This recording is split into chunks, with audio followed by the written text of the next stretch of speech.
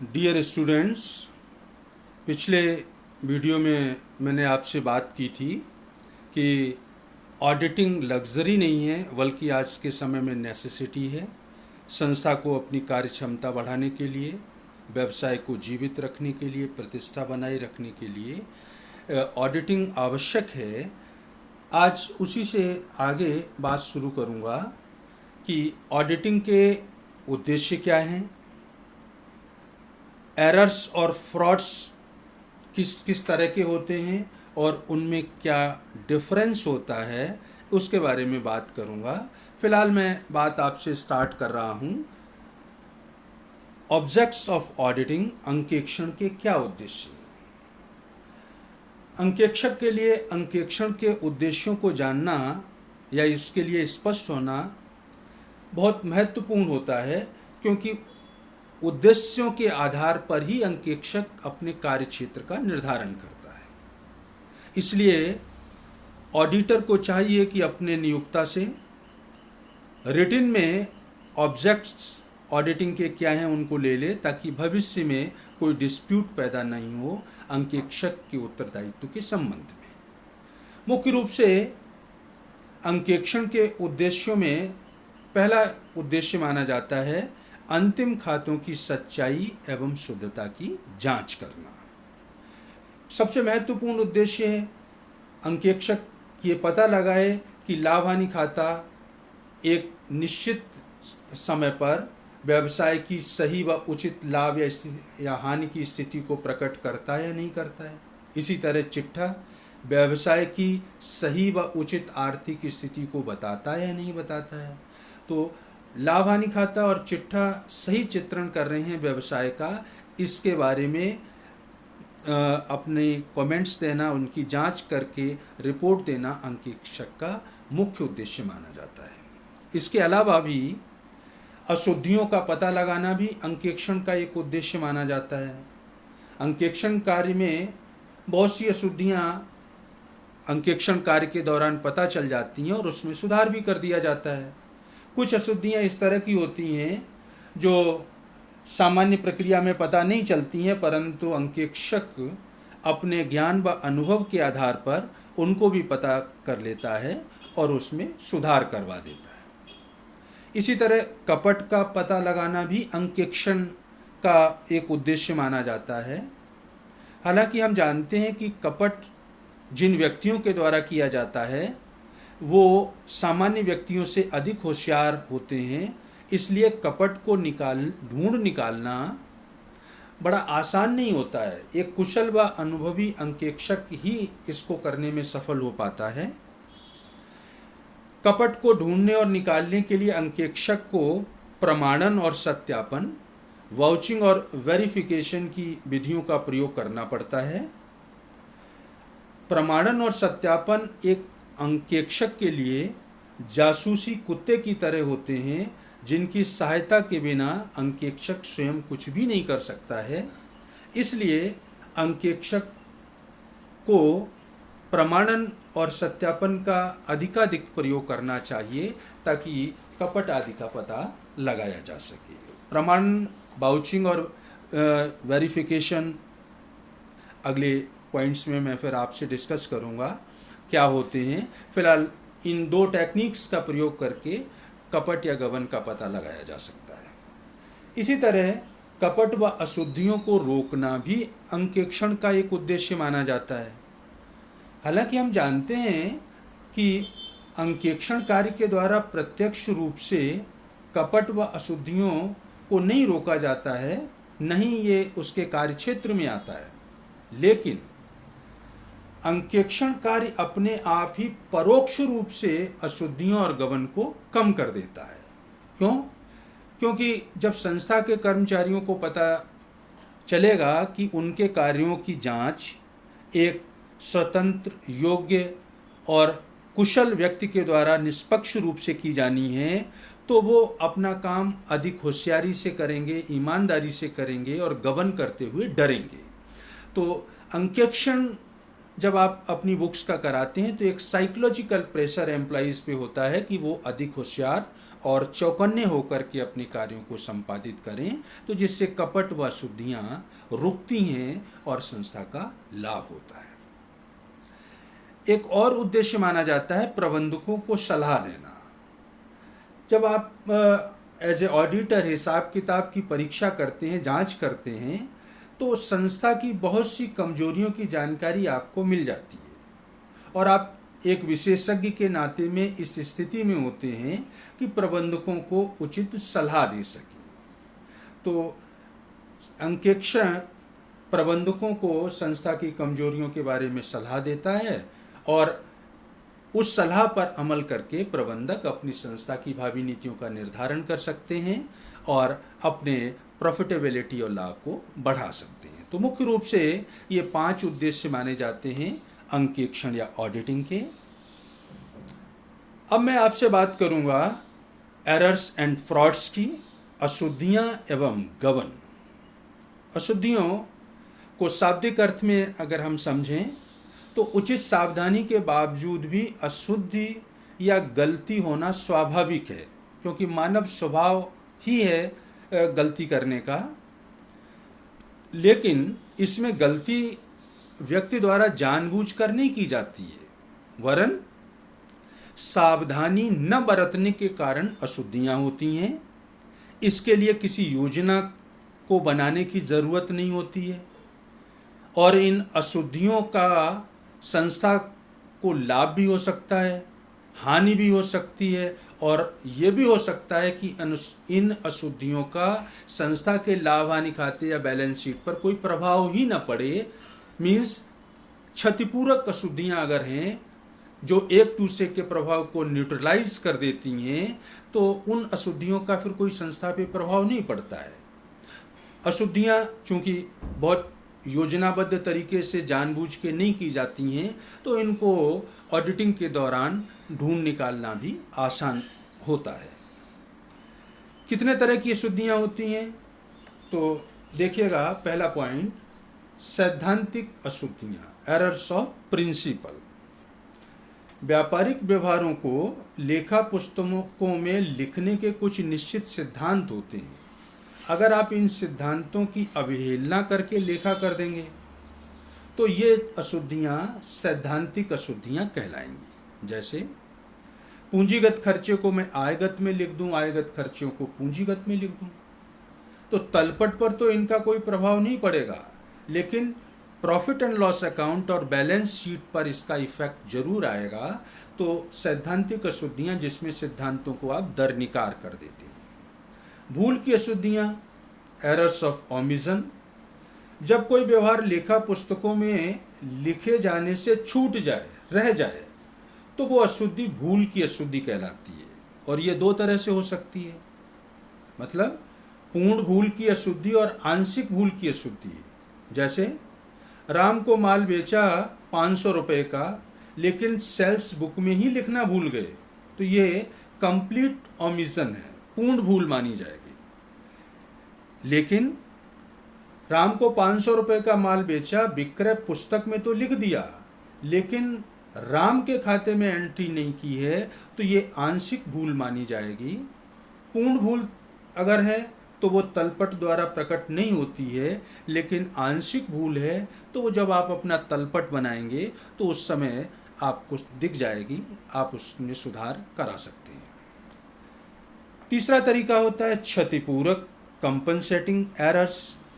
जब 2 या 2 से अधिक अशुद्धियां एक दूसरे के प्रभाव को तलपट पर प्रकट होने से छिपा लेती हैं, तो उन्हें क्षतिपूरक अशुद्धियां कहती हैं। जैसे राम को 200 रुपये से डेबिट करना था, लेकिन कर दिया 2000 से, और श्याम को 200 रुपये से क्रेडिट करना था, लेकिन कर दिया 2000 से। तो इस प्रकार की जो गलतियां हैं उनका तलपट पर कोई प्रभाव नहीं पड़ता है, तलपट के द्वारा पता नहीं चलती हैं, लेकिन अगर कुशल और योग्य ऑडिटर जांच करता है तो वो पकड़ में आ जाती हैं, और एक गलती पकड़ में आते ही बाकी फिर गलतियां अपने आप ही सामने आ जाती हैं, स्पष्ट हो जाती हैं। एक होते हैं दोहराव की अशुद्धियां, एरर्स ऑफ डुप्लीकेशन। डुप्लीकेशन से मतलब जब कोई व्यवहार 2 बार लेखा पुस्तकों में लिख दिया जाए तो दोहराव की अशुद्धि कहेंगे आप। ये अशुद्धि भी पूर्ण हो सकती है या आंशिक। पूर्ण से हमारा मतलब यदि व्यवहार को डेबिट और क्रेडिट दोनों साइड में 2 बार लिख दूंगा तो अशुद्धि पूर्ण हो जाएगी, और अगर एक पक्ष में 2 बार लिखा गया है तो ये अशुद्धि आंशिक कहलाएगी। पूर्ण दोहराव की जो अशुद्धियां हैं वो तलपट के द्वारा प्रकट नहीं होती हैं, जबकि आंशिक दोहराव की अशुद्धियां तलपट बनाते समय क्लियर हो जाती हैं। इसी तरह से हिसाब की अशुद्धियां, जब किसी व्यवहार की रकम पुस्तक में गलत लिख दी जाए तो उसे हिसाब की अशुद्धि कहते हैं। या ओपनिंग जो बुक्स हैं एंट्रीज की, उसमें किसी ट्रांजैक्शन को 2 बार आप लिख दें, उनका जो टोटल करते हैं अकाउंट्स का टोटल गलत लगा दें, या बैलेंस कैरी फॉरवर्ड करते हैं तो कैरी फॉरवर्ड अमाउंट गलत लिख दी जाए। तो इस तरह से जो गलतियां होती हैं वो हिसाब की गलतियां कहलाती हैं, और इनका अगर वैसे तो तलपट द्वारा प्रकट हो जाती हैं, लेकिन अगर ये अशुद्धियां क्षतिपूरक स्वभाव की हैं तो फिर तलपट के द्वारा ये प्रकट नहीं होती हैं। तो अशुद्धियों से मेरा मतलब था जानबूझ करके नहीं की जाती हैं, सावधानीवश होती हैं, सामान्य जांच के दौरान प्रकट हो जाती हैं। इनका प्रभाव पॉजिटिव, नेगेटिव या नील भी हो सकता है, और इतने तरह की या इस तरह की अशुद्धियां हो सकती हैं। अब मैं आपसे बात करूंगा नेक्स्ट पॉइंट की, गबन क्या होता है। गबन से मतलब जब किसी व्यक्ति द्वारा जानबूझकर योजनाबद्ध तरीके से हानि पहुंचाने का प्रयास किया जाए तो वो गबन कहलाएगा। ये बहुत ही सावधानी पूर्वक चतुर व्यक्ति द्वारा एक पक्ष को लाभ और दूसरे पक्ष को हानि पहुंचाने के उद्देश्य से किए जाते हैं, इसलिए इनको ढूंढ निकालना आसान नहीं है। अशुद्धियां और गबन में अंतर यही है कि अशुद्धियां जानबूझकर नहीं की जाती हैं, जबकि गबन जानबूझकर किया जाता है। अशुद्धियों के लिए कोई प्लानिंग नहीं करनी पड़ती है, जबकि गबन के लिए आपको प्लानिंग करनी पड़ेगी, योजना बना करके ही गबन किया जाता है। और अशुद्धियों का प्रभाव आपको लाभ भी पहुंच सकता है, हानि भी हो सकती है, और हो सकता है उनका कोई भी असर न हो। जबकि गबन से एक पक्ष को लाभ होगा और दूसरे पक्ष को निश्चित रूप से हानि होगी। तो गबन चूंकि होशियार व्यक्तियों के द्वारा किए जाते हैं, कौन कौन से, इसलिए अंकेक्षक को ढूंढ निकालना इतना आसान नहीं होता, जिसकी बात मैं कह चुका हूँ। इसके लिए प्रमाणन और सत्यापन की विधियों का प्रयोग करके उनको ढूंढने में अंकेक्षक को सहायता मिलती है। गबन और कपट कितने प्रकार के होते हैं उसके बारे में ब्रीफ में देख लीजिएगा। रोकड़ का गबन, रोकड़ की विशेषता होती है कि थोड़े से वजन में बहुत अधिक मूल्य रखती है। तो अधिकांश गबन रोकड़ के ही गबन होते हैं, और इसमें क्या करते हैं ये लोग, कैश सेल्स की है और उस सेल्स को बुक्स में ही नहीं लिखा है, या एक ग्राहक से पैसा मिला वो तो गायब कर दिया, और दूसरे से मिला वो पहले वाले के अकाउंट में लिख दिया, तीसरे से मिला वो दूसरे वाले के। तो इस तरह से लैपिंग के माध्यम से इस क्रम को बनाए रखते हुए एक ग्राहक का पैसा दूसरे में जमा करते रहना और गबन करते रहना। या संस्था का किराया है, मिल गया है लेकिन आउटस्टैंडिंग उसको बताना, झूठे मजदूरों के नाम लिख करके फर्जी रसीदें बना करके मजदूरी उठाना, या फर्जी प्रमाणकों की सहायता से झूठे परचेज दिखाना और गायब कर देना माल का, पुराने खराब माल को बेच दें और पुस्तकों में उसका कोई लेखा न करना, पैसा गायब कर देना। तो इस तरह के जो गबन हैं वो रोकड़ के गबन माने जाते हैं। दूसरा तरीका होता है माल का गबन। माल पर नियंत्रण रोकड़ से किसी भी हालत में कम नहीं होना चाहिए, और अगर माल इस तरह का है कि कम वजन में अधिक मूल्य घेरता है तो उस पर नियंत्रण और भी कठोर होना चाहिए। सामान्यतया माल पर नियंत्रण रोकड़ की तुलना में कम रखा जाता है, लेकिन माल पर भी उतने ही नियंत्रण की आवश्यकता होती है, नहीं तो स्टॉक से माल चुरा ले जाएंगे, आपको पता ही नहीं चलेगा, माल को निजी कामों में प्रयोग करने लगेंगे। सेल्स रिटर्न आई है, उसको स्टॉक में ही शामिल नहीं करेंगे, गायब कर देंगे। और आप देखते हैं, इसलिए बड़े बड़े शहरों में चोरी के माल को बेचने के लिए अलग से मार्केट बने हुए होते हैं, जिन्हें चोर बाजार कहते हैं, जहां इस तरह के मालों की खरीद फरोख्त होती है। एक होता है संपत्तियों का गबन। व्यवसाय के लिए फर्नीचर खरीदा, लेकिन इसका उपयोग आप अपने घर में कर रहे हैं, या संस्था से कोई नई अच्छी संपत्ति घर मंगा लें और उसके स्थान पर अपनी कोई पुरानी टूटी फूटी संपत्ति संस्था में वापस पहुंचा दें, तो ये संपत्तियों के गबन का उदाहरण है। इसी तरह से सुविधाओं का गबन। सुविधाओं से गबन से मतलब, अगर जिन कर्मचारियों को निजी प्रयोग के लिए अगर सुविधाएं प्रदान नहीं की जाती हैं और वो उन सुविधाओं का प्रयोग करते हैं, तो वो गबन ही माना जाएगा। जैसे बिजनेस की कार है, लेकिन मैं निजी काम में प्रयोग करता हूँ, या ऑफिस का टेलीफोन अपने पर्सनल कॉल्स के लिए काम में लेता हूँ। श्रम का गबन होता है। श्रम के गबन से मतलब, व्यवसाय का कर्मचारी है और मैं उससे काम कराता हूँ, अपना पर्सनल घरेलू काम कराता हूँ, या नौकर तो मेरे घर पे अपॉइंट कर रखा है, काम वहाँ करता है और तनख्वाह ऑफिस से उठवा रहा हूँ, तो ये श्रम के गबन का उदाहरण है। एक होता है हिसाब किताब में गड़बड़ी करना। हिसाब किताब में गड़बड़ी जो होती है, ये बहुत इम्पोर्टेंट गबन का एक तरीका होता है, जो संस्था के मालिक या उच्च अधिकारियों के द्वारा किया जाता है। और इसका उद्देश्य क्या होता है? संस्था का जो वास्तविक लाभ है उसको कम बताना या उसको ज़्यादा बताना। इसके लिए ये लोग क्या करते हैं? स्थायी संपत्तियों पे मूल्यह्रास कम काटूं, नहीं काटूं या ज़्यादा काट देता हूं। संपत्तियों और दायित्वों को कम या अधिक मूल्य पे दिखा देते हैं। झूठे क्रय विक्रय, अधिक क्रय विक्रय वापसी दिखा देते हैं। आयगत खर्चों को पूंजीगत, पूंजीगत को आयगत दिखा देते हैं। तो इस तरह के मैनिपुलेशन करके एक्चुअल जो प्रॉफिटेबिलिटी है उसको छुपाया जाता है, वास्तविक लाभ को कम या अधिक प्रदर्शित किया जाता है संस्था के मालिकों या उच्च अधिकारियों के द्वारा। तो ये जो गड़बड़ी है वो हिसाब किताब की गड़बड़ी मानी जाती है। क्यों करते हैं ऐसा? लाभों को अगर अधिक बताना चाहते हैं मालिक, तो उनका क्या उद्देश्य होगा, क्यों बताना चाहेंगे? तो आप जानते हैं कि अगर लाभ बढ़ा कर के बता रहा हूँ तो इसका मतलब मैं एफिशिएंट हूँ, मेरी कुशलता को बढ़ा कर के प्रदर्शित कर रहा हूँ। लाभ के आधार पे अगर कमीशन मिलता है तो लाभ अगर मैं ज़्यादा बताऊँगा तो मुझे ज़्यादा कमीशन मिलेगा। अगर संस्था कंपनी है, प्रॉफिट बढ़ा दूंगा मैं, तो शेयर्स की मार्केट वैल्यू बढ़ जाएगी।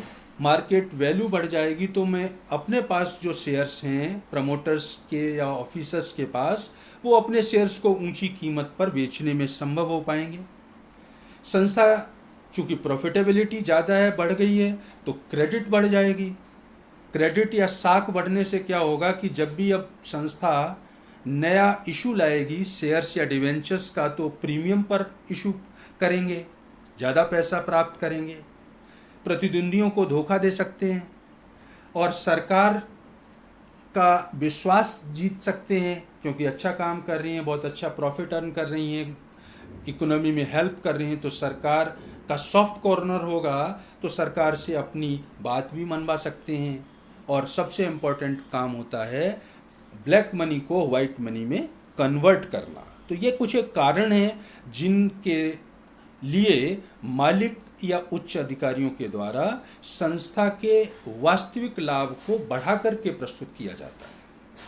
कुछ स्थितियां ऐसी भी हो सकती हैं जब वास्तविक लाभ को हम कम करके बताना चाहेंगे। क्यों बताना चाहेंगे? अगर संस्था कंपनी है, मैंने लाभ कम करके बताया तो क्या होगा, मार्केट में शेयर प्राइस घट जाएंगे तो मैं सस्ते दरों पर शेयर मार्केट से परचेज कर लूँगा। प्रतिद्वंदियों को धोखा दे सकता हूँ, उनको गुमराह कर सकता हूँ। लाभ कम बताऊँगा तो सरकार को टैक्स कम देना होगा, कर की चोरी कर सकता हूँ। साथ ही प्रॉफिट कम हो रहा है तो सरकार से जनहित के नाम पर कोई सब्सिडी या सहायता भी प्राप्त कर सकता हूँ, या डिविडेंड इस वर्ष कम डिक्लेयर करना चाहती है कंपनी तो प्रॉफिट कम बता देगी और जस्टिफाई कर देंगे कि प्रॉफिट ही कम है तो इस दर से ज़्यादा डिविडेंड डिक्लेयर नहीं किया जा सकता है। तो सामान्य रूप से ये काम कर्मचारियों के द्वारा नहीं किया जाता है, टॉप मैनेजमेंट्स के जो लोग हैं उनके द्वारा इस तरह का मैनिपुलेशन किया जाता है अकाउंट्स में। और उसके दो उद्देश्य होते हैं, लाभ को या तो बढ़ा करके बताऊंगा या लाभ को वास्तविक से कम बताऊंगा। तो इस तरह से आज 2-3 पॉइंट्स मैंने आपसे डिस्कस किए हैं। अंकेक्षण का उद्देश्य क्या होता है, अशुद्धियाँ और गबन क्या होते हैं, अशुद्धियाँ कितने तरह की होती हैं, गबन कितने तरह के होते हैं, और जो हायर लेवल पे गबन किए जाते हैं उनके बारे में किस तरह से रोक लगाई जा सकती है, क्या उनका पर्पज होता है। तो आज के लिए इतना ही। नेक्स्ट टर्न पे फिर